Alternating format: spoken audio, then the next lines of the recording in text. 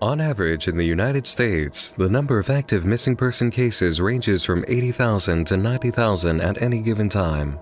Of that number, about 50,000 are adults, and 52% of active investigations concern missing males.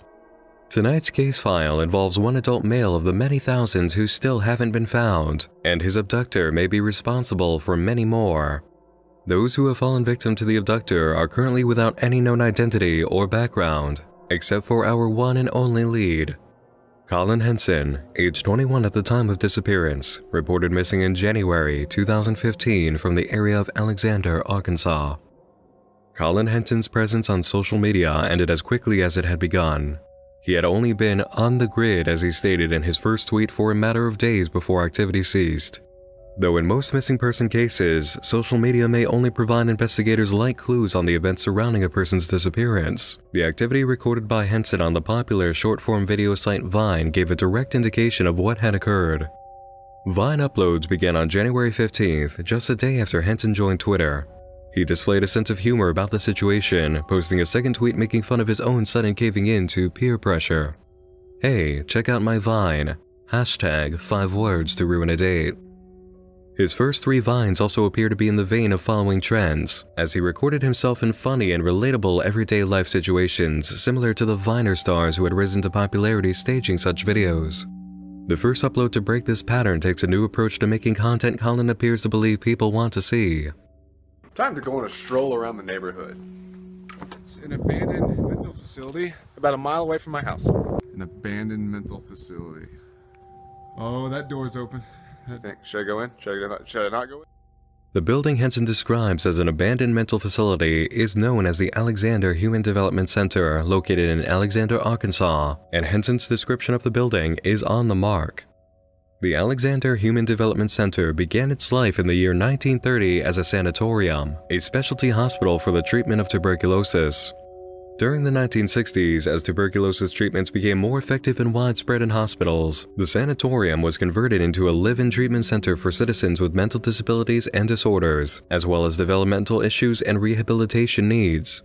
It operated until 2011, when the governor of Arkansas demanded it be shut down after allegations of patient abuse, staff misconduct, and attempts by the facility to seek additional funding after failing several key safety standards for the building. It now sits abandoned, and vandalism has taken its toll on the building since closure. As far as the horror stereotype of abandoned mental facilities go, this building has a very genuine history, and the information page for the location on a site for abandoned buildings in Arkansas has a very interesting comment. "I used to work here in the kitchen from 2003 to 2010, and it was very spooky in the kitchen. While doing dishes, you could hear someone calling your name. You'd look at your other coworkers and ask them if they were hollering your name, and they would say no. Over by the bakery part, you'd see a little black lady with a long dress or coat on, and a child was following her, holding onto her dress. The place we kept our cold stuff used to be the morgue." What were conditions like in this place Collin Henson was entering for the entertainment of a then non-existent Vine audience? In this article about the governor's intention to close the development center in 2010, it was cited that the building was home to 109 adult males, many of whom had severe physical and mental health issues. A commenter who worked inside the center wrote in the comment section of the article describing what they witnessed. "The first thing you notice when you walk in is the overwhelming smell of pee. I have seen and reported abuse and neglect. I have seen mechanical restraints being put to use, such as straitjackets and papoose boards. I have seen how they live, the lack of privacy, and how wrong it is. I was told continuously while I worked there to not answer any of the questions the investigators from the Department of Justice were asking. Of course, I did, but they wanted to hide what they are doing. They rarely get out into the community. They are clustered and kept there on the grounds and only interact with their staff and other individuals with disabilities.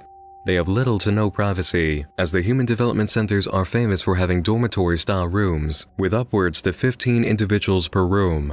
They have no rights, nothing that is theirs, no privacy, and not to mention the assembly line type showering they do, and yes, they do it. They are at more risk for being abused because they are not educated as to what abuse and neglect is. Their individual program plans are all very generic and do not include goals such as these. Most of them are on entirely too many medications that were prescribed by a psychiatrist that sees them, on average, about 45 minutes per year. Please remember that this is happening because 1. The Department of Justice came back and investigated again and found them out of compliance again. They were there in 2003. And 2. They were out of compliance with their own regulations. The initial lawsuit is appalling. If any of you read it, I'm sure you'd change your tune. The abandoned mental facility Collin Henson entered on January 18, 2015 was home to 109 adult males, all of them living under the conditions outlined by this former employee. Closure of the facility meant these patients had to be dispersed throughout the community, taken out of the building they had known to be their only true place of living for years, and given the opportunity to move around in the outside world. Aside from the haunting recent history of the now closed Alexander Human Development Center, the very long and detailed time it spent as a tuberculosis sanatorium with its own morgue also seems to have left a supernatural touch, which one kitchen cook who worked there for 7 years felt all too strongly. Collin explores the facility, checking out a few rooms and hallways littered with the remains of furniture, shelving, and pieces of the building that are rotting away. There's nothing of note to be found until he comes across an object that shouldn't be discovered in a place like this: a cow mask.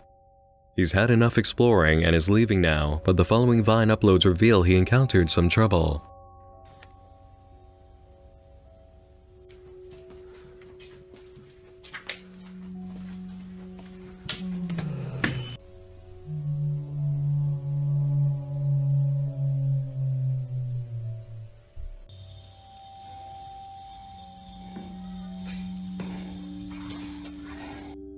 Though the shape in the corner could be anyone, it does look similar to Collin, and the movements we witness are strange. We receive a Vine that seems to come after midnight of someone proceeding through the building, and quickly come to realize that it's not Collin. Someone has his phone now, and lets his viewers know he needs his medicine.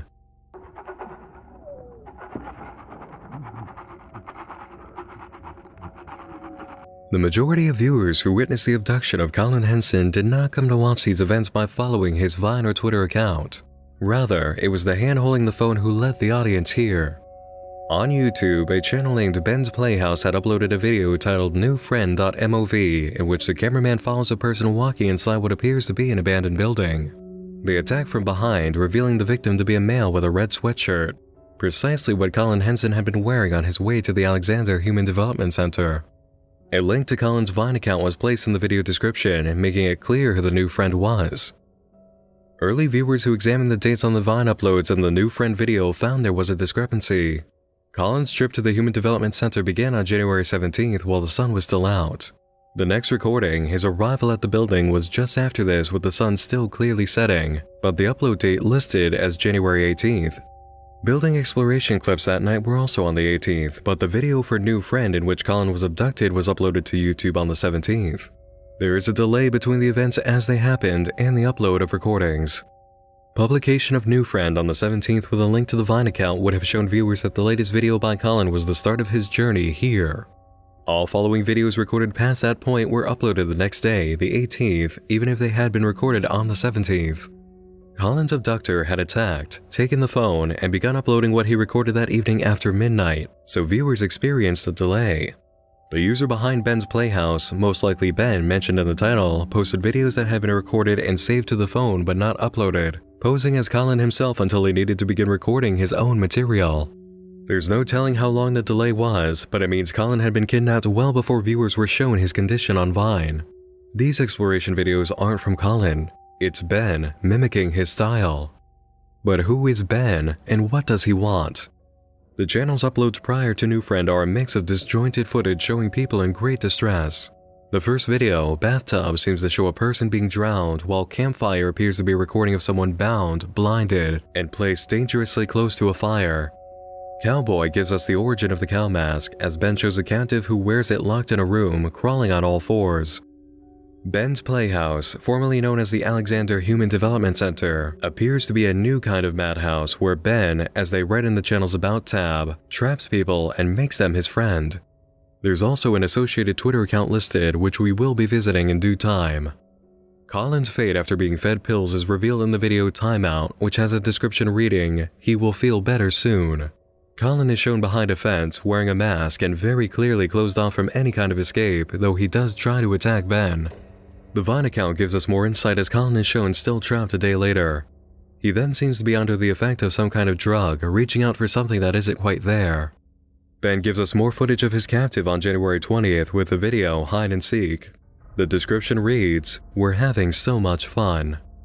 Another of Ben's friends in a black bodysuit and white mask crawl around on all fours before we're shown Collin, now seen without a shirt and the mask still stuck to his face, running from a pursuing cameraman inside the Playhouse. The video ends with a clear indication that Collin has been caught by the man in the white mask. The rest of the events play out on Vine, with Ben summoning the white masked man again and again to hunt down Collin in the Playhouse. By January 21st, Collin appears to be broken.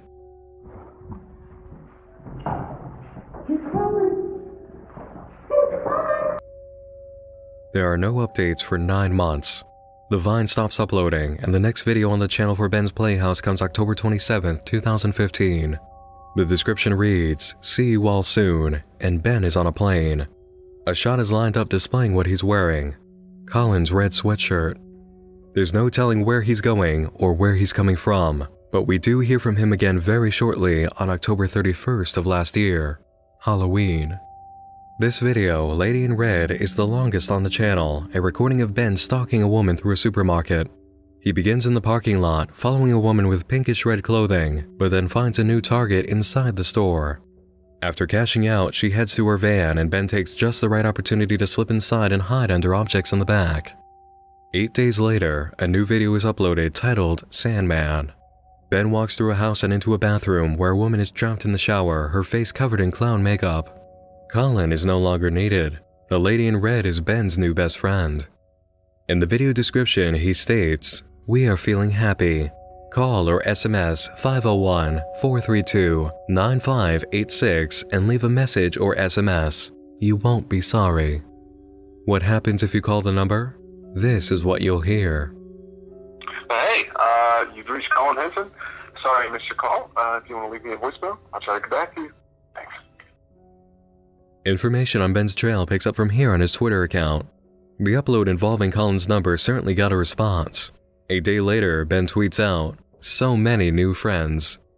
His profile picture and entire Twitter theme is pure red, just like Collin's sweatshirt and the lady in red's clothing prior to being kidnapped. Back when the account was being used, Ben seems to have given his followers a puzzle to solve that's no longer available for viewing. On November 11th, he wrote, "No one can solve my puzzle. Here's a hint. One of my best friend's birthdays is this month. Hope you all remembered." The next day, he posts an image of a lady in red, his new playmate. Some emotional tweets follow as Ben keeps us from gaining any more useful information, but he later gives out a clue to the puzzle he wants an answer to and reminds everyone it still needs to be solved. The answer is Collin's birthday, found on his Twitter account, and the number 30 is handed over just in time. "I am thankful for my friends," Ben tweets. "It's done. I didn't want to do it, but I wanted to show all my new friends how much I appreciate you." What exactly is it that Ben did? He gave back Collin, it seems, as a new tweet on Collin's birthday from his account reads, "How did I get here?" Another tweet comes through on December 1st replying to someone who asked about what happened to him, but nothing more came from the account after. As Collin experienced a hell we can't even begin to imagine, and Ben is still in possession of his phone and connected social media accounts, it may be safe to assume that Ben is playing the audience once again, making them think he gave back Collin when there's no chance that he's ever coming back. Nothing more has come from any of the online accounts associated with these events. Ben has not posted on Twitter or uploaded a new video. No more vines have appeared from Collin, and there have been no tweets or confirmation of his well-being. Ordinarily, this is where a case file would go cold, but a bit of investigation did bring us some more info. After the update video showing his plane ride, it would seem like anyone's guess where Ben is, but we can pinpoint the general area he was in while abducting the lady in red by using portions of that video. The supermarket that Ben entered to catch his next victim is a Kroger marketplace. Kroger, like many supermarket chains, can only be found in certain areas of the United States, which does narrow down the territory, but still gives us a lot of states to look at. Thankfully, Ben gave himself away by recording another business on his way to the Kroger: Hug and Haul Mobile Storage. Searching for Hug and Haul gives us their website with plenty of logos to match what's on camera. The site reveals they mainly operate in the state of Arkansas. So, cross-referencing the locations of Kroger marketplaces with the service area of Hug and Haul, the state of Arkansas, we've got a few options to check out for a match to the video. The key identifiers of the Kroger store from which the lady in red was abducted can be found on two sides. From the front, we have a Kroger Marketplace sign above the main entrance, a blue food and pharmacy sign to the left, and a large hill behind the store with a very visible water tower. On the left, we have major woodland, a red sign on the far side of the building, and a sort of development behind it and to the left, mostly made of red brick with a tan upper segment topped off by gray roofing. Using the Street View and Earth Layer options on Google Map, I was able to pinpoint the exact Kroger location after exploring a few points of interest. Ben abducted the lady in red from the store on 14,000 Cantrell Road in Little Rock, Arkansas. Google Street View provided two perspectives to line up the building with clues from the video. On the left side, we have the red electric sign on the far corner of the building, and we can see the development standing behind it on the left, right before the major area of woodland. Those buildings after the Kroger are an exact match to the site in the video.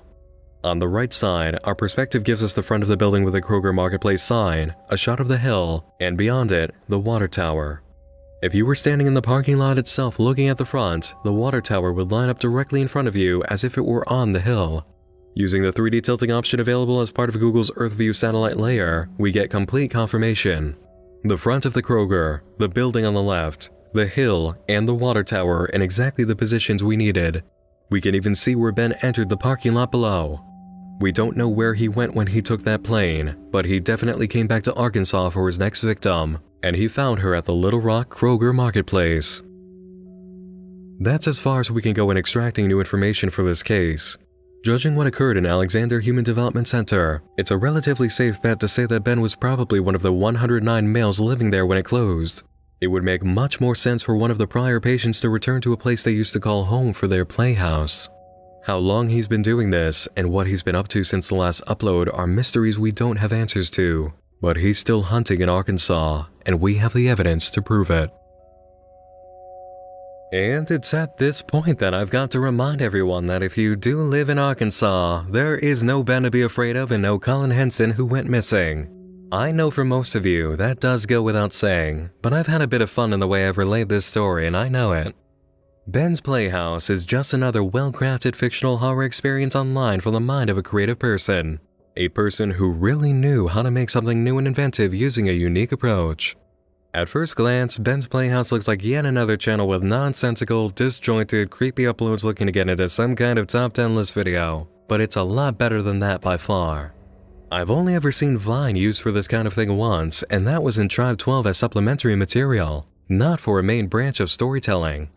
The way Vine videos were utilized here is very inventive and inspiring. I'm genuinely surprised I haven't seen more of this actually. The potential for things you can do with it is pretty deep. And in terms of the location of Ben's Playhouse, when you keep the character of Ben in mind as you learn about Alexander Human Development Center, you just find that the writing behind this is brilliant. This is some real alternate reality storytelling, writing the line between what's real and what's fiction very hard, and the effect is awesome when you make the connection and do some digging. The abandoned mental hospital Collin explored actually is an abandoned mental hospital, and his kidnapper may very well have been a former patient. Not only because it's plausible by the writing, but because we know for a fact now that if this kind of thing actually did happen, the logic holds up. It makes sense. There's a lot to like about Ben's Playhouse, and I'm just so glad it exists. This is a firm example of what kind of cool things you can do in our medium of storytelling in more than one way. Well done to whoever played Collin Henson and whoever helped him create Ben's Playhouse. The placement of Ben's Playhouse as one of my case files is due to its sudden halt and major lack of answers. You can do a lot of work filling in some of the gaps yourself, but overall, there is no closure. It seems as if this story was just getting started in earnest when it froze. Progress can't be made, and there's not much else to make of this, but what we've been given is very valuable. Thanks for joining me in the dark again this evening. I hope you've enjoyed this tale of a real abandoned mental hospital and some not so real, but still very fun storytelling that went on there. Let me know your thoughts in the comments below and hit the like button if you've had a good time. Subscribe for more coverage of dark, psychological, and mysterious media. And follow me on Twitter to know as soon as I've got something new coming along. Major thanks to all of my supporters on Patreon who have made it possible to operate Nightmind full-time and given me a lot of power to do some special things this October in the coming weeks. Stay around to catch the names of all of these awesome creatures of the night. That's it for tonight, everybody. Once more, I'm Nick Nocturne, And like a homesick mental patient hungry for some friendship and fun, I'll be catching you real soon. Sleep tight.